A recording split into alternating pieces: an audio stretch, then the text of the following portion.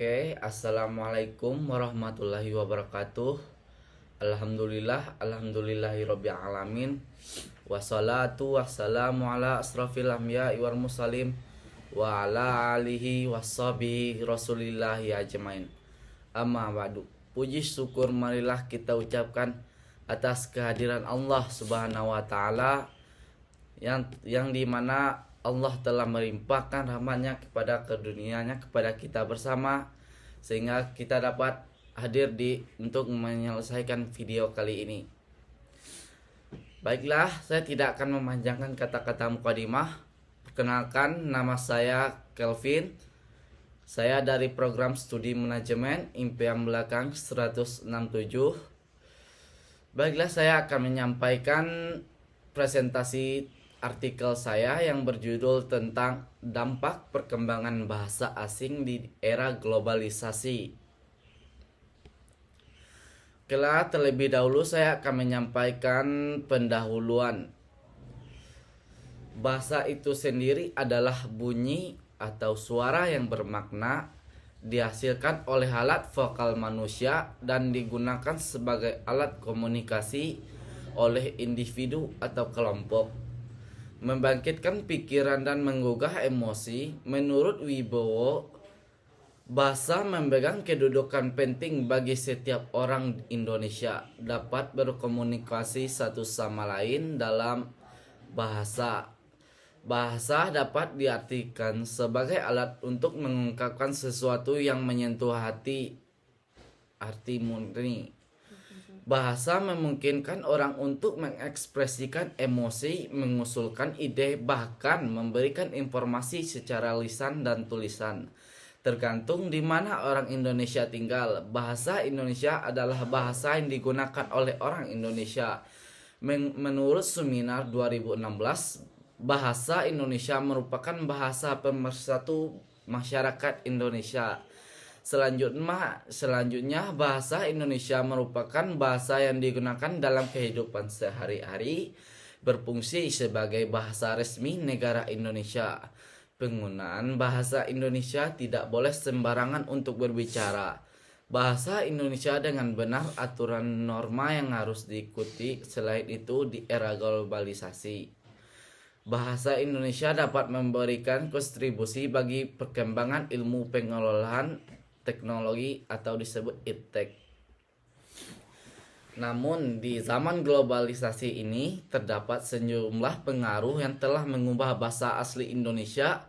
Globalisasi adalah periode perubahan dunia yang memberikan dampak kepada seluruh negara, termasuk Indonesia. Pengaruh dari perubahan di masa ini terdapat di berbagai aspek kehidupan, termasuk bahasa sangat signifikan. Transformasi dalam aspek bahasa sendiri telah didorong oleh perkembangan teknologi yang semakin mutakhir. Kemajuan teknologi di era globalisasi mampu berdampak dalam banyak aspek. Mengapa inovasi teknologi berakibat pada perubahan dalam bahasa? Salah satu faktornya adalah teknologi yang memungkinkan proses belajar bahasa asing menjadi lebih mudah, sehingga mengakibatkan penyebaran bahasa asing di Indonesia. Menurut Handayani, penguasaan bahasa asing kini menjadi kekuatan utama dalam bersaing pada masa globalisasi. Namun kondisi ini mungkin semakin mempengaruhi eksistensi bahasa Indonesia. Banyak instansi dan perubahan lebih memilih kandidat yang memiliki umum, jadi lebih berminat untuk belajar bahasa asing ketimbang mengalami memperdalam bahasa Indonesia. Penggunaan bahasa asing yang paling sering ditemukan adalah bahasa Inggris. Tidak dapat dipungkiri bahwa Inggris telah mengambil posisi bahasa Indonesia, mengingat bahasa Inggris adalah bahasa internasional yang banyak digunakan. Ada dampak negatif apabila banyak orang lebih memilih untuk mempelajari bahasa asing dibanding bahasa Indonesia.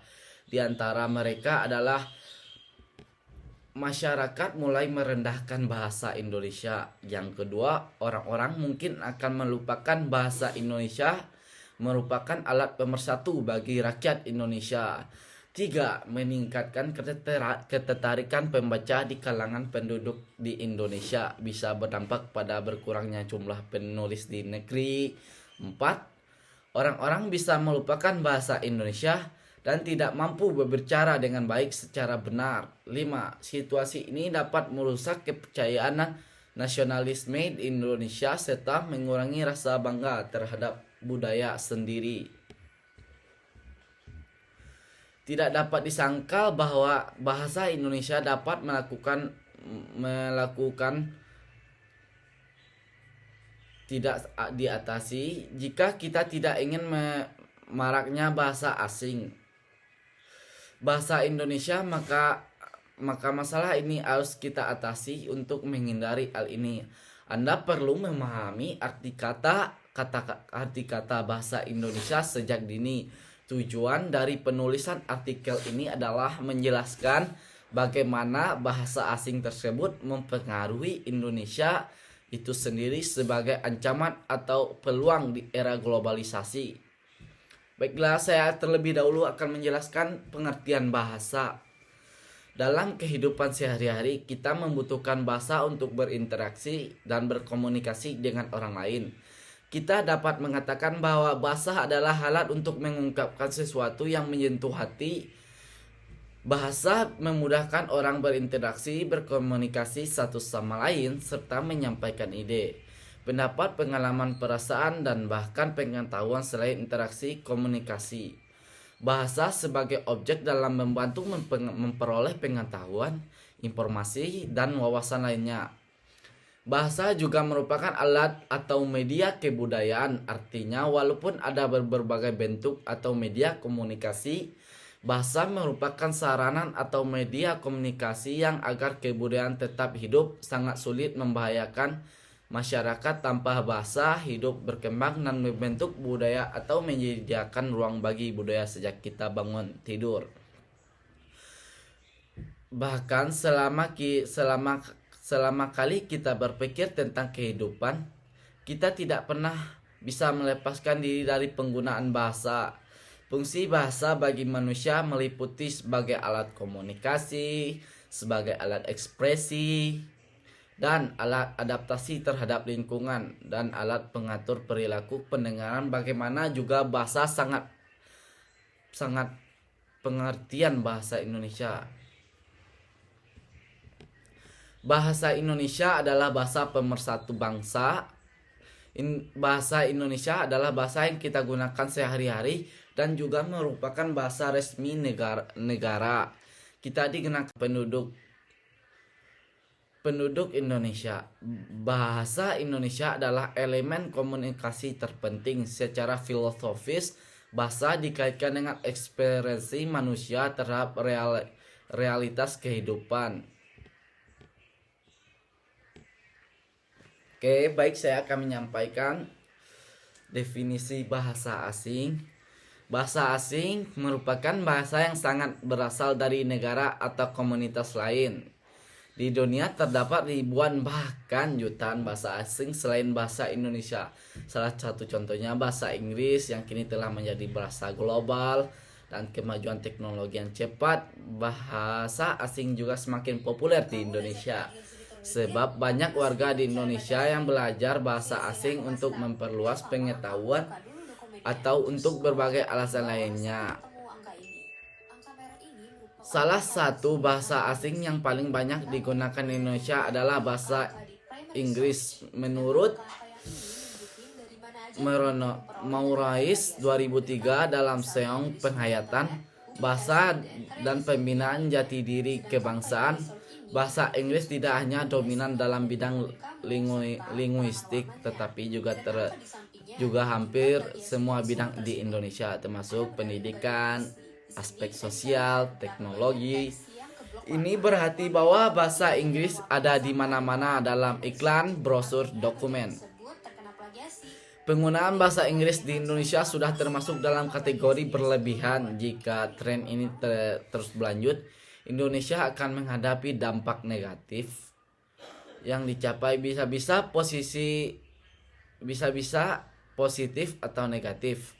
Efek positif meningkatkan penguasaan bahasa berguna dalam beberapa aktivitas yang memerlukan penguasaan bahasa asing dan sangat bahasa asing sudah digunakan hampir di mana-mana terutama dalam hal kinerja otak anak-anak dan perkembangan ekonomi di Indonesia yang semakin pesat. Namun ada beberapa konsekuensi negatif di balik ini. Nilai asli bahasa Indonesia akan luntur akibat bercampurnya dengan kebudayaan asing. 8% aja. Bahasa pemersatu Indonesia akan terlupa jika terlupakan dan sikap sombong akan musnah. Mengabaikan bahasa Indonesia di negara sendiri dapat merendahkan bahasa tersebut dan mengurangi ketertarikan terhadap negara asal.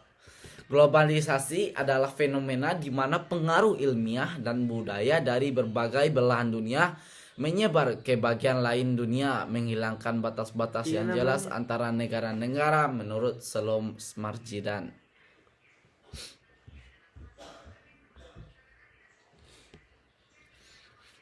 Memahami globalisasi. Globalisasi diartikan sebagai bahasa transisi yang berlangsung akibat dampak dari budaya asing. Globalisasi berdampak pada berbagai aspek kehidupan, termasuk keberadaan bahasa Inggris semakin mendunia dan dipakai di hampir semua negara. Setiap tahunnya jumlah orang yang berbicara bahasa Inggris meningkat mencapai miliaran. Maka dari itu masyarakat khususnya warga negara Indonesia harus lebih berusaha untuk menjaga bahasa sendiri. Sebagai bagian dari warisan budaya, bahasa juga rentan terhadap dampak globalisasi terutama karena bahasa kini lebih mudah untuk dipelajari dan dipakai. Di tengah peningkatan globalisasi saat ini, seperti yang dijelaskan oleh Morsidi dan Siti pada 2015, perilaku bahasa Indonesia sangat dipengaruhi oleh perkembangan di dunia. Oke, baiklah, saya akan menyampaikan metode penelitian saya adalah metode penelitian saya ini berfokus fokus utama dari penelitian ini adalah mengenai kecurangan dalam akuntansi, tekanan, kesempatan rasional dan keterampilan. Penelitian ini diarahkan pada perusahaan di sektor manufaktur yang beroperasi dalam industri bahan dasar dan kimia yang tercatat di Bursa Efek Indonesia BEI. Metode yang diambil dalam penelitian ini adalah kuantitatif dan kuantitatif, mengacu pada data yang berupa angka atau sektor atau sektor. Desain penelitian ini yang diterapkan berbagai kausal.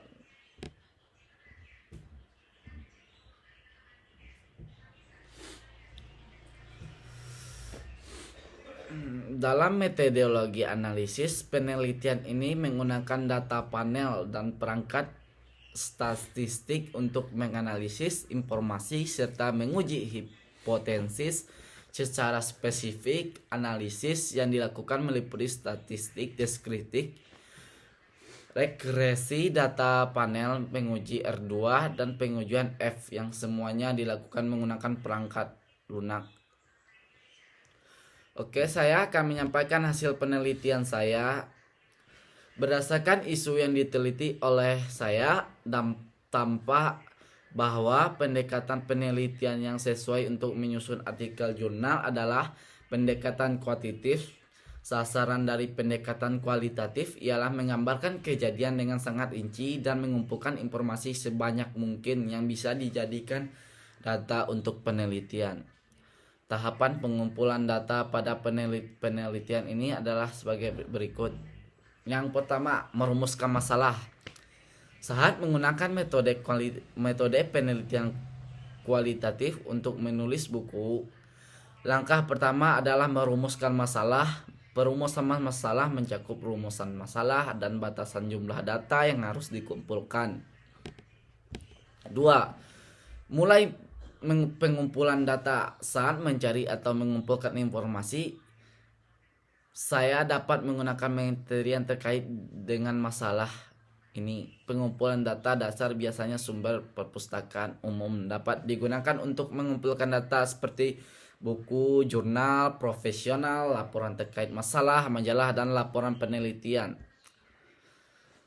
Selanjutnya, tahap pengumpulan data akan dilengkapi dengan wawancara yang lebih mendalam yang kemudian akan dirangkum menjadi data penelitian atau pola yang terbentuk harus konsistensi dengan fakta yang tersedia.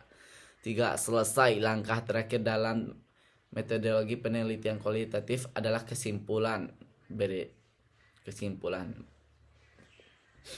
Yang dimana kesimpulan itu mencakup proses pertama sampai akhir yang secara rinci. Oke, masuk ke pembahasan. Kedudukan dan peranan fungsi bahasa Indonesia. Pengembangan serta peranan bahasa Indonesia berserta bahasa daerah dan sastra lokal harus terus didorong dengan berbagai metode, baik secara resmi maupun tidak resmi. Terdapat 3 kategori bahasa di Indonesia. Bahasa yang pertama adalah bahasa Indonesia sebagai bahasa resmi negara yang memiliki beberapa fungsi, yaitu yang pertama bahasa yang digunakan secara resmi, yang kedua bahasa pengantar dalam pendidikan nasional, yang ketiga bahasa untuk komunikasi resmi di tingkat negara, yang keempat bahasa yang menyatukan budaya-budaya yang ada. 5. Bahasa yang digunakan dalam media dan mendukung sastra di Indonesia. 2. Bahasa Indonesia sebagai bahasa nasional memiliki peran fungsi sebagai berikut. Simbol identitas negara, simbol kebanggaan nasional sekitar waktu tertentu, sebagai cara untuk mengenali berbagai kelompok etnis dengan latar belakang sosial budaya serta bahasa yang berbeda. Yang keempat, media untuk komunikasi antar budaya dan antar daerah. Oke, yang masuk yang ketiga, di luar bahasa Indonesia dan bahasa daerah, segala bahasa lain yang dipakai di Indonesia dianggap sebagai bahasa asing. Dalam konteks ini, bahasa asing di Indonesia memiliki karakteristik sebagai berikut. Yang pertama, alat komunikasi antar negara. Yang kedua, sarana untuk menerapkan ilmu pengetahuan dan teknologi modern. C. Menambahkan kosakata dan istilah dalam sumber daya bahasa, terutama bahasa Indonesia. Oke, baik, saya akan menyampaikan kesimpulan. Bahasa mempunyai fungsi yang sangat penting dalam kehidupan manusia, baik sebagai sarana komunikasi maupun sebagai alat untuk mempertahankan budaya. Bahasa Indonesia yang berperan sebagai pengikat masyarakat telah mengalami kemajuan sepanjang waktu dan memiliki peranan dalam berbagai sisi kehidupan, termasuk sebagai bahasa resmi dan akademis. Di zaman globalisasi, pemakaian bahasa asing seperti bahasa Inggris semakin meningkat di Indonesia. Ini membawa dampak positif seperti peningkatan kemahiran bahasa dan kemudahan dalam kerjasama internasional. Di samping itu, globalisasi membawa perubahan besar dalam berbagai bidang kehidupan, termasuk perkembangan bahasa Inggris yang mendominasi dunia, yang mendorong masyarakat Indonesia untuk tetap melestarikan bahasa nasional mereka agar tidak tergeser oleh pengaruh luar. Sementara itu, bagian dari metode penelitian dalam teks seperti tidak berhubungan dengan tema bahasa. Bagian ini membahas penelitian